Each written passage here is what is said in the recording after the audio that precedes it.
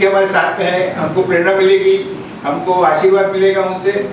और मैं चाहता हूँ कि जीसो फाउंडेशन के बारे में सुरेश जी पुणे में जो हमारे फाउंडर चेयरमैन है वो थोड़ा दो शब्द बताएंगे जीसो फाउंडेशन के बारे में। जीसो फाउंडेशन एक डिजिटल प्लेटफॉर्म बनाया है जो जैन संप्रदाय के चारों संप्रदाय को जैन संप्रदाय के हर परिवार के हर व्यक्ति को निःशुल्क सदस्यता प्रदान करता है और उसमें आगे जाके जरूरतमंद लोगों तक जैन माइनॉरिटी फैसिलिटीज बेनिफिट उसके कैसे दिलाया जाए हमारा मुख्य उद्देश्य है। इसके अलावा हेल्थ में डायग्नोस्टिक हॉस्पिटल डॉक्टर्स के टाइप करके मेंबर को कैसे बेनिफिट मिले और सारा समाज एकता और संगठित होकर कुछ भी आगे जाके कुछ बड़ा कार्य करना हो समाज साथ में मिलकर कर सकते हैं। इसके लिए हमने छोटा सा मेरा नाम मनन चतुर्वेदी है और मैं जयपुर राजस्थान से हूँ। सबसे पहले तो मैं आप सबका धन्यवाद दूंगी कि आप लोगों ने इतना समय निकाला, इतना यहाँ पे रश और शेड्यूल इतना टाइट होते हुए भी सबसे मूल्यवान जो मुझे लगा वो वक्त है और कहीं आना जाना सबसे कठिन कार्य है, लेकिन आप सब ने समय निकाला और इतना अच्छा मुझे आप लोगों का मकसद पता चला। वो एक बहुत अच्छी बात है कि जो चारों आपके अलग अलग स्तंभ हैं उन सबको यूनाइटेड करने का मुझे नहीं लगता कि कभी कोई ऐसा कार्य इतिहास में पहले हुआ है, क्योंकि मैं जैनियों के बीच में बहुत ज़्यादा रह गई हूँ। मैं अपना परिचय देने में ये बात बताना चाहूँगी। अभी मेरा कड़ा टूट गया वाला बोला ओम मणि अंतारम वाला कड़ा मुझे बहुत समय पहले एक जैन मुनि ने पहनाया था जो मैं हमेशा पहने रखती थी। तो हमारे सुरमन परिवार से भी सबसे ज़्यादा जैनी ही जुड़े हुए हैं और जो मेरे पिता हैं उनके 70% जो मित्र हैं तो वो जैनी है। तो आपके ज़्यादातर जितने भी तीर्थ स्थल हैं वो जो शिखर जी है और वो 58 फुट ऊंचे बाबा जी वो सब में करके 2-2 बार बैठी हूँ। तो मैं सब जगह गई हूँ क्योंकि सब बैंक में कहीं जाते थे LFC पे तो मैं भी अपने पिता के साथ जाती थी और वो मोस्टली आपके जैनियों का बहुत है। अब मैं लौटकर अपने तक आती हूँ। वैसे तो मैं अपनी ही जीवन शैली जी रही हूँ, सबकी अपनी अपनी जीवन शैली होती है। मैं बेसिकली फैशन डिज़ाइनर थी और मेरे भी एक साधारण बच्चे की तरह बहुत सारे सपने थे कि मैं फैशन डिज़ाइनिंग करके फ्रांस जाऊंगी, पेरिस में सड़कों पर मॉडल्स को चलाऊंगी और भारत का नाम ऊंचा होगा। ये मेरा एक ड्रीम था। लेकिन वक्त के साथ में क्या हुआ, जब मैं दिल्ली से मुझे स्कॉलरशिप मिली यूके के लिए और जब मैं लौट कर आ रही थी तो मैंने एक ट्रैफिक बहुत ज़्यादा था तो एक कचरे के ढेर पर एक छोटी सी बच्ची को ट्रैफिक के दौरान जब मेरी बस रुकी तो कुछ ढूंढकर खाने के लिए या खेलने के लिए वो क्या ढूंढ रही थी वो मेरे समझ में नहीं आया, पर मेरी खिड़की से उस पर मेरी नज़र गई और उसकी नज़र में बाई चांस मेरी नज़र से मिली। हम दोनों ने एक दूसरे को देखा। वो होगी 3 से 5 साल तक के बीच में बच्ची और वो बिल्कुल निर्वस्त्र थी। तो उसका और मेरा जो आई कांटेक्ट हुआ वो आई कांटेक्ट मुझे परम तत्व ईश्वर का लगता है, क्योंकि उसने मुझे ठहरा दिया और मैं भूल गई कि मुझे फैशन डिज़ाइनिंग करना है या क्या करना है। मैंने ड्रॉप किया, सब भूल गई और मुझे लगा कि मैं क्या करूँगी इस लाइन में आगे बढ़ के जब बच्चे के पास कपड़े ही नहीं है। बस वो बस चलती 1 मिनट का मुश्किल से वो रुकना हुआ होगा हार्ट बीट। उसके बाद मैं अपने घर आ गई। घर आके मेरे को उस चीज़ के लिए लगता रहा तो मैंने कच्ची बस्तियों में जाना शुरू किया। कच्ची बस्तियों से फिर वहाँ पर एक बच्ची थी जिसको कोई रात को लास्ट ट्रेन में छोड़कर चला गया था वहीं पर रेलवे स्टेशन पे। तो जब मैं कच्ची बस्तियों में सब बच्चों को कुछ ना कुछ पढ़ाने के लिए जाती थी तो मुझे एक व्यक्ति ने कहा कि आप रोज़ यहाँ आती हो, आप उसको अपने साथ ले जाओ। तो मैंने उसको विचार नहीं किया, उस बच्ची को मैं अपने साथ ले और वहाँ से सफ़र दूसरी तरफ घूम गया। धीरे धीरे मेरे पास तो कुछ खास था नहीं। उस वक्त तक मेरी पापा बहुत बीमार थे तो मेरी शादी भी हो गई।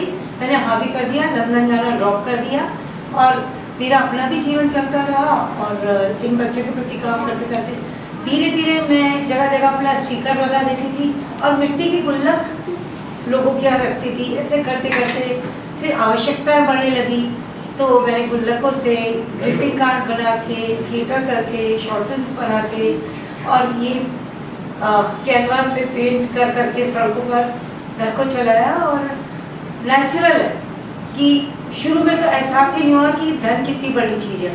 और मैं अपना ज्वेलरी वगैरह का जो कलेक्शन था वो जो भी पेरेंट्स देते हैं अपने हस्बैंड से छुप छुप के भी उसको बेचती गई। हम दोनों का जॉइंट अकाउंट था तो निकाल, मतलब उन्होंने अपने जॉइंट अकाउंट से तो मुझे अलग किया कि ये क्या कर रही हो। उनको पता चला अखबार से, उनको अखबार से पता चला कि अरे मेरी पत्नी ये कर रही है ऐसा। तो हुआ क्या, जब मैं किराए के मकान में चला रही थी जब तक तो पता उनको चला नहीं।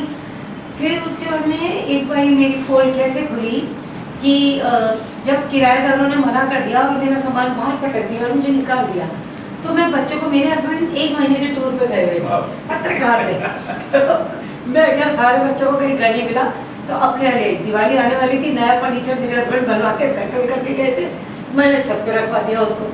फिर मेरे हस्बैंड आए और वो रुके घर पे, जैसे ही गेट खोला तो बच्चे थे उसमें, वो किराए के मकान से मुझे यहाँ लाना पड़ा। तो लाना पड़ा तो मेरे तब तक खुद के भी 3 बच्चों को थे और वो बच्चे भी, और पूरे घर में हो रहा था। तो मेरे हस्बैंड से मैंने कहा आप तो समाज का देखते हैं करते हैं, मुझे 15 दिन दे दीजिए।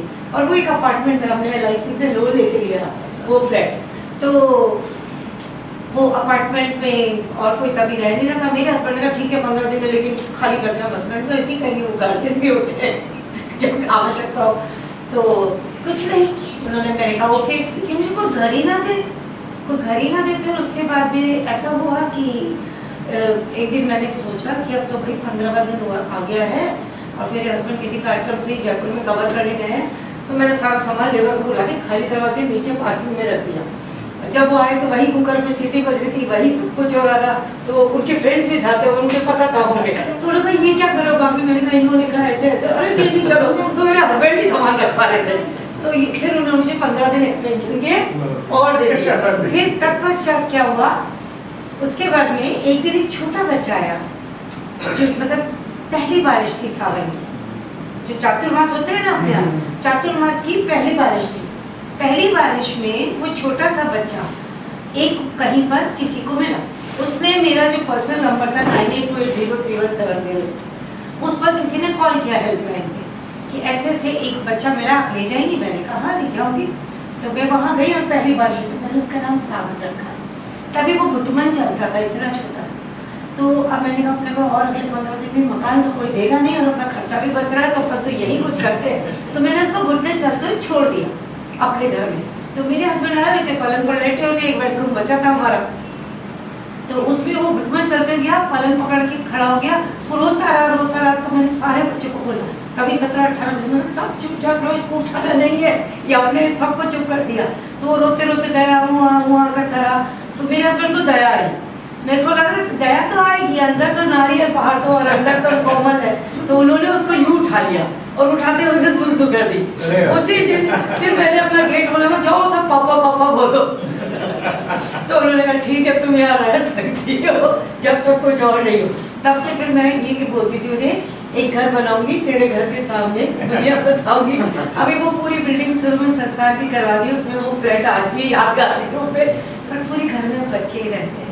और अभी उसमें बेटियां रहती हैं और बेटे रहते हैं। जब चलते रहे तो ज़रूरतें बढ़ती रही, फिर ग्रीटिंग कार्ड्स मैंने बनाने शुरू किए, छोटे छोटे नुक्कड़ नाटक किए, सड़कों पे नृत्य का भी वो किया। पहली डोनेशन मिली नृत्य के कारण 11,000।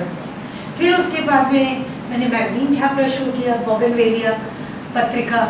फिर उसके बाद में नाट्य मंचन करने शुरू किए, फिर पेंटिंग्स बनाने लगी। और धीरे धीरे करते जो बच्चे आए उसमें दुष्कर्म से पीड़ित बच्चों की संख्या ज़्यादा, पीड़िता बच्चों की, किसी के 8 ऑपरेशन हो रहे हैं, पूरी बॉडी यहाँ से डैमेज हो गई है, वो कोई भी अपना मतलब कार्य नहीं कर सकती थी, जो भी पूरे मतलब प्राइवेट पार्ट डैमेज हो गए, ऐसे काफ़ी बच्चे आए उनके ऑपरेशन।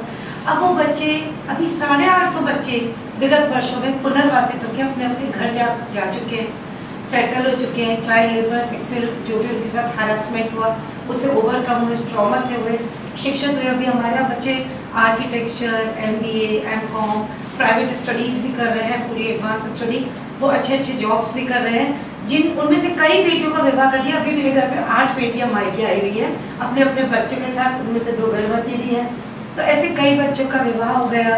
850 बच्चे जो अपने माता पिता से खो गए थे, वो बच्चे तिब्बत, नेपाल, आसाम तक हम लोगों ने ढूंढ के उन्हें घरों में उन तक, या महाराष्ट्र में भी उन बच्चों को वापस पुनः पहुंचाया, माता पिता से मिलाया। और सभी जाति सभी धर्म के बच्चे हैं, उनका कुछ पता नहीं होता। जैसे कोई अंधेरे में आया तो रोशनी नाम रख दिया, रात को एक बच्चा आया तो चांदनी रख दिया। लोग मेरी गाड़ी के नीचे कहीं पर भी या टॉयलेट में, ट्रेन की टॉयलेट में, डस्टबिन में ऐसे बच्चे मिलते हैं। मैं उन बच्चों की मम्मा हूँ। और अब मुंबई मैंने कई बार प्रयास किया कि यहाँ आकर पेंटिंग मैराथन की जाए। यहाँ डेफिनेटली आदमी अपनी कहाँ पर ले जाएगा चीज़ें, कि जंगल में जाके तो अपनी फड़ बिछाकर कुछ बेचेगा नहीं। मेरे को लगा मुंबई में बहुत कैपेसिटी है, लोग कला को भी समझते हैं, एक्सेप्ट कर रहे हैं, इसलिए बाहर के लोग आके बस रहे हैं। राजस्थान से मतलब आप अपना रहे हो जब बाहर का व्यक्ति आ रहा है। तो मुझे लगा हमेशा कि मुंबई जाके पेंटिंग बनाऊं 24 घंटे के लिए, और लोग जागृत भी हों, जागरूक भी हों, एक एक व्यक्ति भी एक एक बच्चे के लिए करे, तो कार सड़क पर कोई भी बच्चा अनाथ ना हटके। अभी आते वक्त नरेंद्र जी ने मुझसे पूछा, अभी मेरे से पूछा कि क्या बात है यहाँ पर सड़क पर बच्चे भीख मांगते नहीं दिखाई दे रहे। मैंने कहा नहीं, यहाँ पे बच्चे कहीं और फंसे हुए हैं, बच्चे लिकर सप्लाई कर रहे हैं, बच्चे गलत चीज़ें सप्लाई कर रहे हैं, बच्चे का सेक्सुअल अब्यूजमेंट हो रहा है, बच्चे गलत तरीके के कामों में लिप्त हो रहे हैं, या चाइल्ड लेबर के रूप में छोटे छोटे ढाबों पे, दुकानों में या फैक्ट्रियों में ऐसी जगहों पर बच्चे कार्य कर रहे हैं। तो सड़क पर इतने ट्रैफिक में आके भीख मांगने की आवश्यकता उन्हें नहीं दिख रही। पर पूरे भारतवर्ष का बच्चा अगर ट्रैफिक होके आता है तो मुंबई में आता है, या फिर बच्चा अगर कहीं पर हावड़ा पर भी परेशान हुआ है तो वो सीधा मुंबई आता है। हमारे यहाँ का पाली का बच्चा जो इधर उधर निकलते हैं बच्चे, वो सब यहीं आते हैं। मैं आपको बता रही हूँ, मैंने मुंबई जो अजमेर से मुंबई वाली ट्रेन है उससे काफ़ी बच्चों को बचा के, जो ट्रैफिक होके जा रहे थे 46 बच्चों को बचा के अपने घर रखे और उनको रीस्टैब्लिश किया। तो ऐसा है। तो बस मुझे तय कहना था, लेकिन आप लोगों ने मुझे मौका दिया और मुझे लगता है आप लोगों का मुझे आशीर्वाद मिलेगा। मैं गेटवे ऑफ इंडिया से अपने शोज़ की शुरुआत करना चाहती हूँ सितंबर से, जो 24-24 घंटे की होगी, क्योंकि तब तक बारिश रुक जाएगी। अभी शुरू करूँगी तो अपने पास इतना टाइम नहीं बचता। 15 जून के बाद मुझे लगता है कि बारिश आ जाएगी। हाँ, तो बारिश आ जाएगी। तो हम ऐसा करेंगे कि हमारे पास से बचेगा सितंबर, अक्टूबर, 9 महीने जो गर्म के होते हैं वो हमारी मुट्ठी में होंगे। तो भैया ने जैसे बोला कि एक महीने में एक शो, मैं चाहती हूँ कि ऑल्टरनेट सैटरडे संडे में हो, तो ज़्यादा शो, तो 2-3 शोज तक तो मुंबई को कुछ होना ही नहीं है। वो खड़े हैं, आते रहते हैं, जाते रहते हैं, कुछ ना कुछ तो मुंबई में चलता है, कला की नगरी है, तो है ना। लेकिन ये कला के लिए कला नहीं है, ये सिर्फ कर्म के लिए कर्म नहीं है, इस कला का कोई ध्येय है।